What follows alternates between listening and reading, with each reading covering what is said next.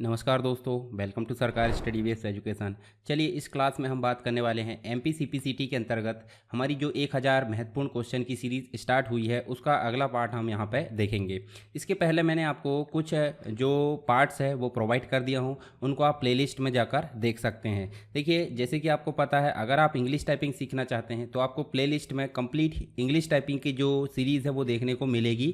Total 9 मतलब 8 दिन में आप सीख सकते हैं। इसके अलावा अगर आपको 16 दिन के अंतर्गत हिंदी टाइपिंग सीखना तो उसके लिए भी सीरीज़ यहाँ पे है, डे 1 से लेकर डे 16 तक। साथ ही आपको पिछले जितने भी पार्ट्स है महत्वपूर्ण क्वेश्चंस के, कंप्यूटर के जो जीके है उसके क्वेश्चन के लिए आप प्लेलिस्ट यहाँ पे आपको दिख रही है। तो चलिए यहाँ पे आपको ये सारी चीज़ मिल गई। इसके अलावा अगर आप जो है जो भी नोट्स है या जो क्वेश्चंस है इनसे संबंधित मटेरियल चाहते हो तो आपको वेबसाइट को फॉलो करना होगा। आप वेबसाइट में जा सकते हैं, साथ ही आप टेलीग्राम चैनल को ज्वाइन कर सकते हैं। नेक्स्ट क्वेश्चन यहाँ देखिए, आपको देखने को मिलेगा वेब लेआउट। वेब लेआउट किसका ऑप्शन है? एमएस वर्ड का। तो एमएस वर्ड 2019 ले लो, 16 ले लो, 21 ले लो या 13। तो यहाँ पे आपको कोई भी एमएस वर्ड के क्वेश्चन आएंगे, लगभग यहाँ पे लेटेस्ट एमएस वर्ड के ही क्वेश्चन यहाँ पे देखने को मिल जाते हैं। तो आप ध्यान रखिए कि आपको 2019 से रिलेटेड ही सारी चीज़ें पढ़ना है। तो मैं कोशिश करूँगा यहाँ पे 2019 और आगे जो आपको आने वाला है 2021 एमएस ऑफिस, उससे रिलेटेड ही क्वेश्चन यहाँ पे बताने वाला हूँ।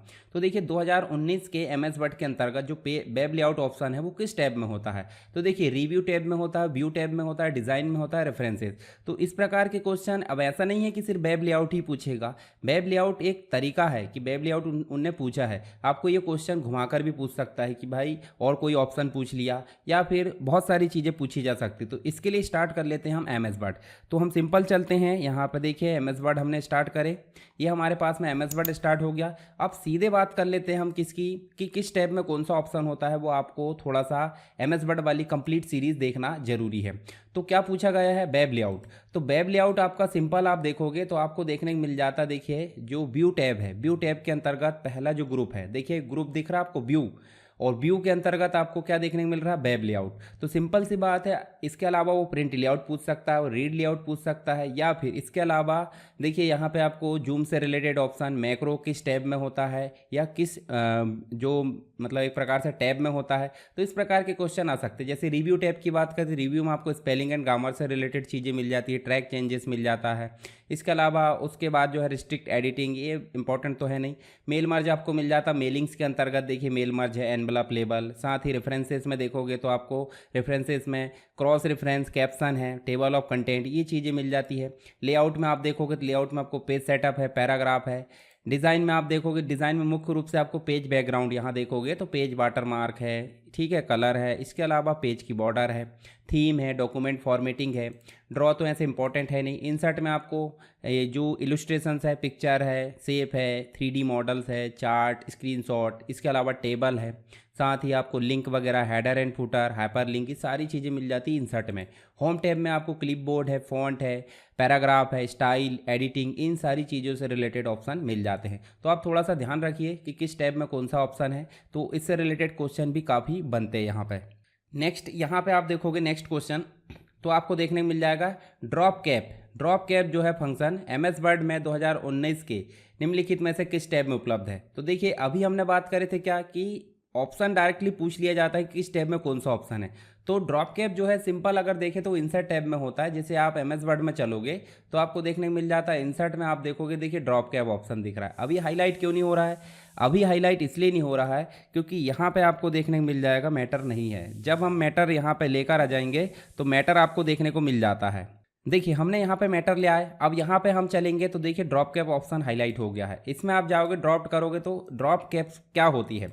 तो ड्रॉप कैप क्या होती है? देखिए ड्रॉप कैप का मतलब हो जाता है सिंपल, अगर कोई पैराग्राफ है, पैराग्राफ में हम किसी पर्टिकुलर टेक्स्ट को अन्य जो टेक्स्ट है उनसे बड़ा करना चाहते हैं, वो 2 लाइन बराबर भी हो सकता है, वो 3 लाइन बराबर भी हो सकता है, तो उसे हम बोल देते हैं ड्रॉप कैप। अब ये उसका उपयोग क्यों किया जाता है? जैसे आपने देखा होगा मैगजीन वगैरह, पत्रिका वगैरह, या फिर एडिटोरियल पेज आपने देखा होगा न्यूज़पेपर का, तो उसमें आपको इस ऑप्शन की ज़्यादातर ज़रूरत होती है, ठीक है। तो इसका उपयोग आपको समझ में आ गया क्या है और कैसे करते हैं। भाई सिंपल, आप जाओ इंसर्ट टैब में, आपको जाना है कहाँ पे? टेक्स्ट वाला ग्रुप है, और ड्रॉप कैप में जाना है। इनमें से 2 ऑप्शन ड्रॉप्ड इस प्रकार से, इन मार्जिन मतलब देखिए मार्जिन में ही आ जाएगा ऑप्शन। अब कितने लाइन में लेना है उसके लिए आपको ड्रॉप कैप ऑप्शन में जाना है, और यहाँ आप जाओगे तो सिंपल आप जो है इसको देखिए 4 line, 5 line, 6 line, 8 line, 10 line क्या आपको पता है कि इसमें मैक्सिमम जो लाइन है वो हम ले सकते 10, मतलब देखिए 1 2 3 4 यहाँ तक 10 और 10 लाइन बराबर हमारा टेक्स्ट हो गया है। तो इतना आप बड़ा ले सकते हो, मतलब पूछ लिया जाता है कि मैक्सिमम ड्रॉप कैप में कितनी लाइन हो सकती है, तो क्या हो सकती है 10, और मिनिमम तो कोई दिक्कत ही नहीं, एक लाइन से शुरू हो जाता है। कितना डिस्टेंस होना चाहिए टेक्स्ट से वो ले सकते हैं, और कौन सा फॉन्ट होना चाहिए वो भी आप ले सकते हैं। नहीं लेना तो आप क्या करो नन। तो ये हो गया हमारा ड्रॉप कैप। आई होप आपको ड्रॉप कैप समझ में आ गया होगा। नेक्स्ट यहाँ पे देखिए, नेक्स्ट आपसे क्वेश्चन पूछा है कि कस्टमर परचेस के लिए, मतलब कस्टमर की परचेसिंग के लिए पीओएस का जो है उपयोग किया जाता है, इसका पूर्ण रूप क्या है। ये मशीन आपने देखा होगा, आपके पास डेबिट कार्ड होगा।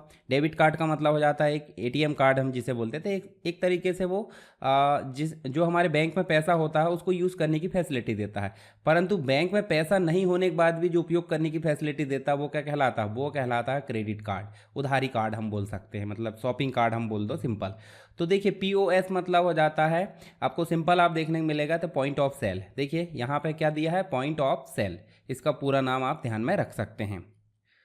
नेक्स्ट क्वेश्चन है, एमएस एक्सेल में यदि आपके पास समान स्पेस, मतलब सेम जो स्पेस है, दूरी है, उसके लिए कई न्यूमेरिक लेवल्स उपलब्ध है, तो उसके लिए एक विशेष रूप से अगर माने ईयर है, ईयर मतलब साल हो सकते हैं, तो इसके लिए कौन सा चार्ट बनेगा। सिंपल आपसे बोला जा रहा है, जैसे आपके पास में कोई डाटा होता है कि नहीं, ये देखिए इस प्रकार से आपने टेबल बनाए और टेबल में आप देखिए कोई कैटेगरी लिख दे भाई, कोई मोबाइल लिख दिया आपने ABC जो भी, और ऊपर आपने लिख दिया एक ईयर, दूसरा ईयर, तीसरा ईयर। तो इन ईयर के लिए कोई डाटा यहाँ पे उपलब्ध है, इस डाटा के लिए हमको कौन सा चार्ट बनाना पड़ेगा। तो सिंपल आप समझ लो, यहाँ पे आपको बनाना पड़ेगा लाइन चार्ट। क्या बनाना पड़ेगा, लाइन चार्ट। तो आंसर क्या है आपका, लाइन चार्ट। यहाँ हम बात करने वाले किसकी, चार्ट की। चार्ट ऐसे आप ये मत समझ जाने कि चार्ट मतलब जो खाने वाली चार्ट है वो चार्ट नहीं है। यहाँ देखिए आर लगा हुआ है, चार्ट का मतलब हो जाता है एक प्रकार का डायग्राम। क्या हो जाता है, डायग्राम। हम सिंपल अगर बोले तो कोई डाटा हमारे पास में दिया है, जैसे मान लो हमारे पास में मोबाइल के नाम दिए, देखिए मोबाइल कंपनी, हर एक मोबाइल कंपनी का जो सेल है वो हमको दिख रहा है यहाँ पे 2021 का, 2022 का, 2023 का। अब किस कंपनी ने कब कितना सेल किया है, किसने ज़्यादा किया है, किसने कम किया, अगर हम टेबल फॉर्मेट में निकालना चाहे तो हम निकाल तो लेंगे, पर थोड़ा सा हमको कठिन यहाँ पे लगेगा। तो हम इस पर्टिकुलर डाटा को किस फॉर्म में बदल रहे हैं, ग्राफिकल फॉर्म में, यानी कि हम इसको एक चित्र के फॉर्म में बदल रहे हैं। उस चित्र को ही हम क्या बोल देते हैं, चार्ट बोल देते हैं। तो जैसे आप यहाँ देखोगे, चार्ट हम सिंपल बोले तो क्या बोल रहे हैं, जो हमारे पास में डेटा होता है, डेटा को अगर हम ग्राफिकल फॉर्म में बदल देते हैं, एक चित्र के फॉर्म में बदल देते हैं, तो इसे हम क्या बोल दिए, चार्ट बोल दिए। चार्ट का उपयोग हम एक्सेल में भी कर सकते हैं, एक्सेल में तो ज़्यादातर उपयोग होता है, MS वर्ड में भी कर सकते हैं। इसके साथ साथ हम जो है पावर पॉइंट में और बहुत सारी जगह में भी इसका उपयोग होता है। कैसे करते उपयोग, कितने प्रकार के होते हैं, सारी चीज़ें हम आगे बात करने वाले हैं। तो देखिए चार्ट हमने देखे, मतलब कोई डाटा होता है, डाटा को सिंपल अगर ग्राफिकल रिप्रेजेंटेशन कर देते हैं, मतलब कोई डाटा लिखा है टेबल में, उसको अगर इस प्रकार चित्र के फॉर्म में या ग्राफ के फॉर्म में बदल देते हैं तो उसे हम क्या बोल देते हैं, चार्ट बोल देते हैं। मतलब सिंपल बोले तो डाटा को विजुअल यानी कि GUI के फॉर्म में बदल देना। एग्जाम्पल के तौर पर एक पाई चार्ट यहाँ पे दिख रहा है। पाई चार्ट क्या होता है, जितनी भी कैटेगरी है, मतलब मान लो आपके पास में सब्जेक्ट है 5-6, हर एक सब्जेक्ट की क्या भूमिका रही आपके पास होने में, तो उनको दर्शाने के लिए हमने क्या लिए, यहाँ पे पाई चार्ट लिए हैं। तो अलग अलग देखिए सर्कल में स्लाइसेस 360 डिग्री को आपस में बांट दिया गया है कलर कोडिंग के हिसाब से, इसको हम बोल रहे हैं चार्ट। साथ ही आप देखोगे तो चार्ट के कुछ प्रकार होते हैं, जैसे लाइन चार्ट की बात करें तो लाइन चार्ट आपको देखने को मिलेगा इस प्रकार से। देखिए जो कब कितना जो है वृद्धि हुई है, इसको दर्शाने के लिए देखिए यहाँ पे आपको लेवल दिया है कि 1,10,000 तक की वैल्यू दे दी गई है, और यहाँ सन 1800 से लेकर 2000 तक। तो देखिए आगे बढ़ते गया और कब कितनी वृद्धि हुई, जैसे मान लो यहाँ देखिए आपको देखने मिलेगा 1900 से 1920 तक के बीच में अगर देखोगे तो इतनी वृद्धि देखने को मिल जाती है। सबसे ज़्यादा वृद्धि आपको देखने मिल जाती है देखिए यहाँ पे, जैसे उदाहरण के लिए हम देखें, कोरोना आया था, सबको याद होगा, ठीक है, जिसने सबको रोला दिया, ऐसा हम बोल सकते हैं। तो कोरोना के समय ऑनलाइन परचेसिंग यानी कि जो ई-कॉमर्स है या फिर जो ऑनलाइन शॉपिंग है वो कितनी ज़्यादा हाई पहुंची थी 2020 के आसपास, आपको देखने को मिलेगा। तो उसको भी दर्शाया कैसे, हम लाइन चार्ट से। अगला हम देखते हैं एरिया चार्ट। तो ये होता लाइन चार्ट जैसे ही, परंतु नीचे शेडिंग डाल दी जाती है, ठीक है। देखिए मंथली सेल डेटा यहाँ पे दिखाया जा रहा है। इसके अलावा आपको बार चार्ट देखने को मिलेगा। सिंपल आपको अगर रेड, ब्लू और ग्रीन है, इनको अगर दर्शाना है किसका कितना लेवल है, कौन कितना हाई है, उसके लिए सिंपल आप देखोगे तो सबसे ज़्यादा फेवरेट कलर कौन सा हो जाएगा, येलो, ठीक है। तो इसके लिए हम क्या दर्शाते हैं, बार चार्ट। बार चार्ट में भी अलग अलग प्रकार के चार्ट होते हैं, तो उन सबको हम एमएस वर्ड में और एक्सेल में पढ़ चुके हैं। यहाँ पे हम जो है शॉर्ट फॉर्म में यहाँ पे बात कर लेते हैं। बबल चार्ट देखिए इस प्रकार से, ये जो है पैरामीटर, 3 पैरामीटर है, इनके बीच में इंटर रिलेशनशिप को ये दर्शाता है। जैसे संख्या है, बिक्री है, उसकी मात्रा है, बाजार में हिस्सेदारी है, सारी चीज़ों को कौन दर्शा रहा है? बबल चार्ट दर्शा रहा है। स्टैक्ड बार चार्ट देखिए, बार चार्ट ही होता है इस प्रकार से, पर स्टैक देखिए एक ही में आपको बहुत सारे बार देखने को मिल जाते हैं। ठीक है, स्ट्रैटेजी 1 से लेकर स्ट्रैटेजी 8 तक, और यहाँ देखिए उसकी रेंज दी हुई है। ठीक है, ABC प्रोडक्ट भी दिया हुआ है, देखिए किस प्रोडक्ट का क्या कोडिंग है, हर एक में आपको देखने को मिल जाएगा। गैंट चार्ट की अगर बात करें तो इसका उपयोग जो प्रोजेक्ट होते हैं उसकी योजना बनाने के लिए, उसको मैनेज करने, उसको ट्रैक करने के लिए गैंट चार्ट का उपयोग किया जाता है। साथ ही आपको रडार चार्ट की बात करें तो रडार चार्ट जो है 2 अलग अलग समय सीमाओं के बीच में डेटा को अगर हमको क्या करना है, डिफ्रेंशिएट करना है, तुलनात्मक अध्ययन करना है, तो उसके लिए क्या दर्शाते हैं? रडार चार्ट को दर्शाते हैं। तो ये हो गए हमारे कुछ चार्ट यहाँ पे। आई होप आपको समझ में आ गया होगा। चलिए एक चार्ट बनाना देख लेते हैं हम कहाँ पे, MS वर्ड में या एक्सेल में। चलिए MS वर्ड ही खोल लेते हैं। MS वर्ड हमारे पास में ऑलरेडी खुला हुआ है, तो सिंपल आप यहाँ देखिए कहीं भी मान लीजिए यहाँ पे, यहाँ हम इसके लिए इसका उपयोग कर रहे हैं MS वर्ड का, क्योंकि इसमें आसानी से हमको डेटा मिल जाएगा। तो देखिए यहाँ सिंपल आपको दिख रहा है चार्ट, तो चार्ट में जैसे क्लिक करें चार्ट का डायलॉग बॉक्स आ गया। अब MS एक्सेल में भी ये डायलॉग बॉक्स देखने को मिल जाएगा। तो आप क्या बनाना चाहते हैं? जैसे पाई चार्ट में भी वेरिएंट दी है, 3D बनाना है या फिर इस प्रकार से डोनट बनाना है, या फिर जैसा भी खाने वाली डोनट आप ले सकते हैं। ठीक है, ओके करें तो देखिए ये बन गया आपका पाई चार्ट। और पाई चार्ट कैसा बना? 3D वाला, ये सेल को दर्शा रहा है। अब यहाँ ध्यान से देखिए, आपको देखने को मिलेगा नीचे आप देखोगे तो आपको फर्स्ट मतलब एक साल में 3-3 महीने के 4 भाग हमने कर दिए, और प्रत्येक जो भाग है उसमें कितनी सेल हुई है उसको दर्शाएगा है। आप चाहे तो यहाँ डेटा बदल दो, डेटा आप बदल दो, यहाँ सब्जेक्ट के नाम लिख दो और उसके मार्क्स लिख दो, तो वो डेटा आपका दर्शा देगा यहाँ पे। तो ये हो जाता है हमारा पाई चार्ट। सिंपल आप बना सकते हैं। अगर आपको यही डाटा को एक्सेल में बनाना है तो उसके लिए मैं बता देता हूँ क्या करना है। जैसे चार्ट की डिज़ाइन में गए, एडिट डाटा कर लेते हैं हम, एडिट डाटा को और इसको कॉपी कर लेते हैं। ठीक है, इसको हम कर लेते कॉपी और कहाँ चल लेते? एक्सेल में। तो देखिए यहाँ पे आप एक्सेल में चलो, और एक्सेल में चलोगे तो यहाँ हम डाटा को पेस्ट कर देते हैं। इस डाटा में चाहे तो आप बदलाव कर दो, और सिलेक्ट करने के बाद आपको कहाँ जाना है? इंसर्ट में। और देखिए यहाँ पे अगर आपको पता नहीं है कि चार्ट कौन सा बनेगा तो आप कर लो रिकमेंड, और अगर पता है तो सीधे पाई चार्ट में चले जाओ, कोई दिक्कत नहीं। देखिए इस प्रकार से सारे ऑप्शन मिल जाएंगे। देखिए यहाँ पे ये बन गया आपका पाई चार्ट, बन गया। आप चाहे तो इसमें स्टाइल चेंज कर सकते हैं, जैसे चार्ट की डिज़ाइन में गए आप यहाँ परसेंटेज दिखा सकते हैं सभी का। तो ये हो गया चार्ट से रिलेटेड चीज़ें। आई होप आपको समझ में आ गया होगा। नेक्स्ट क्वेश्चन है, MS एक्सेल में लाइन चार्ट के मामले में कौन सा कथन सही है? तो सिंपल है, अभी हमने बात करे थे ना, लाइन चार्ट से रिलेटेड जो चीज़ें हैं वो आपको देखने मिलेगी। ये जो है यह चार्ट समान रूप से स्केल किए गए जो अक्ष है उस पर समय के साथ निरंतर डेटा को दिखाता, चाहे वृद्धि हुई हो या कमी हुई हो। तो पहला नंबर का आपका राइट आंसर हो जाएगा। नेक्स्ट क्वेश्चन है, MS वर्ड में 2019 में खाली स्थान पर कैपिटलाइजेशन के लिए विभिन्न विकल्पों को इनेबल और डिसेबल करने के लिए यहाँ पे ऑप्शन दिया होता है। तो आपको देखने को मिलेगा ये ऑप्शन कहाँ होता है? ऑटो करेक्ट टैब में। कहाँ होता है? Auto correct tab. अब इसके लिए देखिए आपको देखने को मिलेगा यहाँ ऑटो करेक्ट जो टैब है वो कैसे शो होती है। तो ऑटो करेक्ट टैब में तो आपको देखने को मिल रहा है, देखिए यहाँ पे आपको कैपिटलाइज है, first letter capitalise, first letter of table, ठीक है, सारे ऑप्शन मिल रहे हैं देखिए यहाँ कैपिटलाइज के। तो ये कैसे आएगा? आप सिंपल चलो स्टार्ट, मतलब जो MS वर्ड है MS वर्ड को स्टार्ट कर लो, और उसके बाद आपको कहाँ चलना है? फाइल में। फाइल में चलने के बाद आपको जाना नीचे, देखिए ऑप्शन दिया है, ऑप्शन में जाओगे तो यहाँ पे देखिए आपको प्रूफिंग, और प्रूफिंग के अंतर्गत आपको क्या मिल रहा है? Auto correct. तो ऑटो करेक्ट आप जाओगे, देखिए यहाँ पे आपको ऑटो करेक्ट टैब दिख रही है जिसमें सारे ऑप्शन हैं। अब ऑटो करेक्ट क्या होता है? जब भी आप MS वर्ड में कोई भी काम करते हो तो आपसे कोई ना कोई गलती हो जाती है। उदाहरण के लिए हम लिख देते हैं CWA। अब CWA के बदले में क्या आ जाना चाहिए भाई? छिंदवाड़ा आ जाना चाहिए, ठीक है, हमारी सिटी। ठीक है, तो CWA के बदले में क्या आ जाना चाहिए? छिंदवाड़ा। तो उसके लिए हम ऐसा गलत शब्द लिख देते हैं, मतलब शॉर्ट फॉर्म या गलत शब्द, और उसके बाद उसका सही शब्द इधर लिख देते हैं, और क्या करना है? आपको रिप्लेस करना है। उदाहरण के लिए मैं यहाँ लिख देता हूँ, सिंपल हम लिख देते हैं SSW के बदले में क्या जाना चाहिए? सरकार स्टडी वेब्स। ठीक है, तो यहाँ पे देखिए लिख रखा मैंने पहले। इसके अलावा आप सिंपल लिख दो, जैसे BPL हमारे जो स्टेट है उसकी राजधानी, तो इसके बदले में क्या आ जाना चाहिए भाई? भोपाल आ जाना चाहिए। चलिए यहाँ पे हम लिख देते हैं भोपाल, ठीक है, और इसको कर लेते हैं ऐड, और उसके बाद कर देते हैं ओके। इसको ओके कर दो। अब सिंपल हम लिख देते हैं BPL। देखिए BPL लिखे तो क्या आ गया? भोपाल। तो यहाँ पे आपको ऑटो करेक्ट समझ में आ गया होगा कि ऑटो करेक्ट करता क्या है। नेक्स्ट क्वेश्चन देखने को मिल जाता है, निम्न आकृति में ये जो आकृति दिख रही है स्टाइल, इसमें कौन सी मार्जिन शैली है? मिरर्ड है, नॉर्मल है, नैरो है, मॉडरेट है। तो देखिए मार्जिन की अगर बताऊं मैं तो मार्जिन आपको एमएस वर्ड में ही देखने को मिल जाती है। चलिए एमएस वर्ड में चलें तो आपको यहाँ देखिए लेआउट के अंतर्गत मार्जिन दिख रही है। मार्जिन में आप देखिए कस्टम वाली लास्ट सेटिंग, नॉर्मल में देखिए ज़्यादा मार्जिन है, नैरो में थोड़ी कम है, थोड़ी कम क्या बहुत ज़्यादा कम है 0.5 है, फिर मॉडरेट में मतलब ठीक ठाक ही है। नॉर्मल में जो होता है 1 1 हो जाती है और मॉडरेट में जो है 1 1 टॉप बॉटम और बाकी कम हो जाती है। वाइड में तो बहुत ज़्यादा मार्जिन है। मिरर में आप इस प्रकार 2 पेज देख सकते हैं और ऑफिस डिफ़ॉल्ट में इस प्रकार से। तो अभी कौन सा ऑप्शन दिख रहा है? ये वाला। मतलब आपका जो ऑप्शन हो जाएगा वो हो जाएगा नैरो, मतलब यहाँ राइट आंसर हो जाएगा सी। तो नैरो आपका राइट आंसर है, जिसमें सारी मार्जिन को आप थोड़ा सा ध्यान में रख सकते हैं।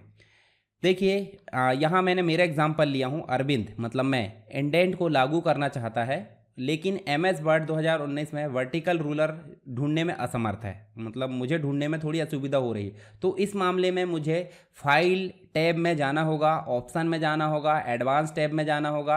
उसके बाद मैं क्या सेलेक्ट करूंगा ताकि मुझे शो वर्टिकल रूलर दिख जाए? तो मुझे क्या सेलेक्ट करना होगा? मुझे डिस्प्ले सेलेक्ट करना होगा। तो चलिए इसके लिए यहाँ पे हम चलते हैं, वही अभी जो ऑप्शन ओपन हुआ था उसी में चलते हैं। एमएस वर्ड में चले, फाइल मेनू में चले, ऑप्शन में चलें। ऑप्शन में चलने के बाद देखिए एडवांस टैब दी हुई है। एडवांस टैब में आपको एडिटिंग ऑप्शन दिख रहा है जिसमें बहुत सारे ऑप्शन हैं, ठीक है, रिप्लेस, सिलेक्टेड टेक्स्ट।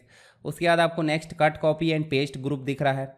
उसके बाद आपको पेन है, इमेज एंड साइज क्वालिटी है, सो डॉक्यूमेंट कंटेंट है, साथ ही नीचे दिख रहा है डिस्प्ले। तो डिस्प्ले में आपको देखिए ध्यान से देखिए यहाँ पे सो वर्टिकल स्क्रॉल बार और सो हॉरिजॉन्टल स्क्रॉल बार और सो वर्टिकल स्क्रॉल बार दिख रहा है। दोनों ऑप्शन यहाँ पे दिख रहा है। तो अगर आपको वर्टिकल पूछा है तो भी आपको वही आंसर देना है और अगर हॉरिजॉन्टल पूछा है तो भी आपको वही आंसर देना है। मतलब यहाँ देखिए डिस्प्ले के अंतर्गत आपको सारे ऑप्शन देखने को मिल जाते हैं। नेक्स्ट है एमएस वर्ड में कंट्रोल एच की जो शॉर्टकट की है कंट्रोल एच, उसका क्या काम है? तो मैंने शॉर्टकट वाला एक वीडियो बनाया हूँ, आपको उस वीडियो को ज़रूर देखना है, प्लेलिस्ट में मिल जाएगा। एमएस वर्ड की शॉर्टकट की जिनका उपयोग बार बार होता है। तो कंट्रोल एच जो है वो फाइंड और रिप्लेस के लिए उपयोग की जाती है। तो यहाँ देखिए फाइंड और रिप्लेस डायलॉग बॉक्स ओपन होता है किसके माध्यम से? कंट्रोल एच के माध्यम से, ठीक है। नेक्स्ट है एक जो खालिस्तान डॉक्यूमेंट के साइड मार्जिन, टॉप मार्जिन या अंदर का जो मार्जिन है उसके अतिरिक्त स्पेस जोड़ा जाता है। उदाहरण के लिए हम देखते हैं, देखिए यहाँ पे एक मार्जिन होता है, एक मार्जिन यहाँ और एक मार्जिन यहाँ और एक मार्जिन यहाँ, मतलब चारों तरफ का मार्जिन। एक और मार्जिन एक्स्ट्रा जोड़ा जाता है, जैसे बहुत सारे पेज हो गए तो उसको आप क्या कर लेते हैं? बाइंडिंग। तो बाइंडिंग करने के लिए एक और मार्जिन जोड़ा जाता है, उसे बोल देते हैं गटर मार्जिन। क्या बोला जाता है? Gutter margin. कैसे आपको ध्यान देना होगा? एमएस वर्ड में चलिए और आपको जाना सिंपल कहाँ पे? लेआउट के अंतर्गत पेज सेटअप में, और इसी में पेज सेटअप में जाओगे तो डायलॉग लॉन्चर में क्लिक करोगे, देखिए आपको मिलेगा गटर मार्जिन। इसको आप बढ़ाओगे तो ध्यान से यहाँ पर देखिए, यहाँ पे आप देखिए थोड़ा सा अलग स्पेस यहाँ पे जोड़ रहा है लेफ्ट साइड से। ये टॉप से भी हो सकता है, कोई दिक्कत नहीं, देखिए टॉप से या फिर लेफ्ट से। तो इस प्रकार ये मार्जिन को हम क्या बोल देते हैं? 2 जगह, मतलब बाइंडिंग और पेज के बीच में जो दूरी है उसको बढ़ाने का काम करता है, ताकि हमारा टेक्स्ट बाइंडिंग में छिपे ना, मतलब टेक्स्ट पढ़ने में कोई असुविधा ना हो। नेक्स्ट यहाँ पे आप देखिए, नेक्स्ट जो क्वेश्चन है, यहाँ ट्रैक चेंजेस को ओपन करना है हमको या ट्रैक चेंजेस को लागू करना, उसके लिए यहाँ पे स्टेप्स दी हुई है। देखिए स्टेप्स दी है, इसमें से कौन सा आंसर पूछ रहा है? तो देखिए रिव्यू पर ट्रैकिंग समूह में ट्रैक चेंजेस बटन पर क्लिक करेंगे तो डायरेक्ट ट्रैक चेंजेस बटन तो क्लिक नहीं होगा, पहला ऑप्शन ये नहीं होगा। उस डॉक्यूमेंट को ओपन करें जिसे क्या करना चाहते हैं? रिव्यू करना चाहते हैं, तो पहला ये हो जाएगा, कौन सा? ये वाला, ठीक है। उसके बाद आप देखोगे यानी कि बी नंबर का पहला है, बी पहला है। उसके बाद आपको क्या मिलेगा? रिव्यू टैब पर, ठीक है, रिव्यू टैब पर ट्रैकिंग समूह, मतलब अब आपको करना ए। तो देखिए यहाँ पे आप देखोगे तो 3 नंबर का कैंसिल हो जाएगा और 4 नंबर का कैंसिल हो जाएगा। उसके बाद देखिए यहाँ पे टेक्स्ट या ग्राफिक्स डालने हटाने, ये तो बात का चीज़ हो गई। तो आपको क्या करना है? वैकल्पिक रूप से स्टेटस बार में ट्रैक चेंजेस इंडिकेटर को लाए और राइट क्लिक करें और ट्रैक चेंजेस पर क्लिक करें। ट्रैक चेंजेस को चालू या बंद करने के लिए यहाँ पे सारी चीज़ें दी है, तो यहाँ तीसरा हो जाएगा डी और बचा सी। तो यहाँ पे ये राइट आंसर, मतलब बाद में आपको टेक्स्ट और ग्राफिक जो भी डालना है उसके लिए वो इंडिकेट करेगा। तो यहाँ क्या आंसर हो गया? BADC। क्या आंसर? ए, ठीक है, मतलब पहला वाला आपका राइट आंसर हो जाएगा, ठीक। तो ट्रैक चेंजेस समझ गए आप कहाँ होता है। चलिए ट्रैक चेंजेस के बारे में देखें तो ट्रैक चेंजेस एक प्रकार से आपके डॉक्यूमेंट में किए गए बदलाव को दर्शाता है, चाहे वो आप करें चाहे दूसरे करें। ठीक है, तो इससे आपको पता चल जाता है कि क्या क्या बदलाव हुए हैं। तो जो भी चीज़ें आपकी डिलीट हुई है, उदाहरण के लिए किसी व्यक्ति ने कोई डॉक्यूमेंट में आपके इंसर्ट कर दिया कोई मटेरियल, कोई चीज़ें डिलीट कर दी है या कोई लाइन को चेंज कर दिया है, साथ ही आप और बहुत सारी चीज़ें कर सकते हैं, मूव हुआ है या फिर इंसर्ट डिलीट, इनके लिए आप जो है कलर कोडिंग, कलर इंडिकेटर यहाँ सेट कर सकते हैं। किसके माध्यम से किया जाता है? ये ट्रैक चेंजेस के माध्यम से, जिससे ये डॉक्यूमेंट में होने वाली जो भी बदलाव उससे आपको सूचित करता है, ताकि आप बदलाव को एक्सेप्ट कर सके। अगर आपने किए तो आप एक्सेप्ट कर लोगे, पर दूसरे व्यक्ति ने किया तो क्या करेंगे? दूसरे व्यक्ति ने किया तो उसको आप रिजेक्ट करोगे। कैसे करते हैं चलिए देख लेते हैं एक बार। मान लो ये डॉक्यूमेंट है जिसमें हम ट्रैक चेंजेस अप्लाई करना चाहते हैं, तो हमने डॉक्यूमेंट सेलेक्ट कर लिए। हम चलते कहाँ पे? रिव्यू टैब में। रिव्यू टैब में चले, देखिए यहाँ पे आपको बहुत सारे ऑप्शन मिल रहे हैं, जिसमें ट्रैकिंग भी एक ऑप्शन है। देखिए यहाँ पे ट्रैकिंग, ट्रैकिंग के अंतर्गत आप जाओगे सीधे और देखिए ट्रैक चेंजेस को ऑन कर दोगे। कर दिए हमने ऑन। उदाहरण के लिए हमने यहाँ पे कुछ एंटर करे हैं, चलिए हम यहाँ लिख देते हैं भाई SSW लिख देते हैं। तो हमने जो भी लिखे उसको देखिए किस कोडिंग से दिखा रहा है? रेड कलर से दिखा रहा है। अगर हम मान लो यहाँ से कुछ चीज़ डिलीट करते हैं तो देखिए डिलीट करें तो देखिए इस प्रकार से दिख रहा है। और अगर हम कोई चीज़ फॉर्मेट कर देते हैं, उदाहरण के लिए हमने बी, देखिए इस प्रकार से, तो फॉर्मेट किए उसको भी यहाँ दिख रहा है। तो सारी इन्फॉर्मेशन हमें कौन दे रहा है? हमें दे रहा है ट्रैक चेंजेस। अगर ट्रैक चेंजेस को ऑफ करना है तो हम ऐसे ऑफ भी कर सकते हैं, और जो भी हमने चेंजेस किए हैं उसको अगर एक्सेप्ट करना चाहते हैं तो एक्सेप्ट एंड मूव नेक्स्ट एक, तो एक्सेप्ट ऑल कर दो, या जैसे भी आपको करना। पर आप करना चाहते हैं रिजेक्ट, मैं मतलब हमको जितना भी टेक्स्ट हमने चेंजेस किए हैं, जो भी हमने चेंजेस किए या किसी और ने किया, उसको रिजेक्ट ऑल कर दो। जैसे हमने रिजेक्ट करे तो हमारा प्रीवियस डॉक्यूमेंट ओपन हो चुका है। तो यहाँ पर ट्रैक चेंजेस आपको समझ में आ गया होगा। और एडवांस चीज़ें हैं MS वर्ड के जो डिटेल में लेक्चर है उनमें आपको ये चीज़ें देखने को मिल जाएगी। नेक्स्ट क्वेश्चन है, MS वर्ड में निम्नलिखित में से कौन सा हेडर को संदर्भित करता है? हेडर का मतलब क्या होता है? भाई सिंपल है, आप एक पेज लेते हैं MS वर्ड में तो ऊपर आप क्या देते हैं? हेडिंग। नीचे बॉटम में भी कुछ ना कुछ देते हैं। तो हेडर और फुटर से रिलेटेड चीज़ें पूछी जा रही है, तो हेडर से आप क्या समझते हैं? मतलब ये हेडर जो होता है, प्रत्येक डॉक्यूमेंट में आपको बार बार अगर रिपीट करना कोई चीज़, तो उसके लिए क्या दिखाते हैं आप? हेडर को। चलिए इसका उपयोग करते हैं। तो यहाँ हम बात करने वाले किसकी? मुख्य रूप से हमको अगर कोई डॉक्यूमेंट है उसमें बार बार अगर कोई चीज़ चाहिए हेडिंग में और बार बार चाहिए बॉटम में भी, तो उसके लिए हम क्या लेते हैं? हर एक पेज में अगर कोई रिपीटेबल चीज़ें या बार बार दोहराव होने वाली चीज़ों को लेना है तो उसके लिए हम उपयोग करते हैं हेडर एंड फुटर का। कैसे उपयोग करते हैं? भाई सिंपल है, इंसर्ट टैब में जाएंगे MS वर्ड की और आपको जाना हेडर एंड फुटर ग्रुप में। हेडर ऑप्शन पर क्लिक करोगे तो बहुत सारे फॉर्मेट बने बनाए मिलेंगे, जिसमें आप प्री डिफाइन पहले से बने बनाए हेडर को ला सकते हैं। अगर आप इनमें से लाना चाहे तो ला सकते हैं, कोई दिक्कत नहीं, क्लिक कर दो। पर नीचे दिया है देखिए यहाँ पे एडिट हेडर। एडिट हेडर में जाओगे देखिए ब्लैंक मिलेगा। अब ब्लैंक मिल रहा है तो आप मर्जी के हिसाब से यहाँ पे चीज़ें ला सकते हैं। कैसे? इंसर्ट में जाओगे आप पिक्चर ला सकते हो, शेप ला सकते हो। मैं यहाँ पे कुछ शेप ले आता हूँ।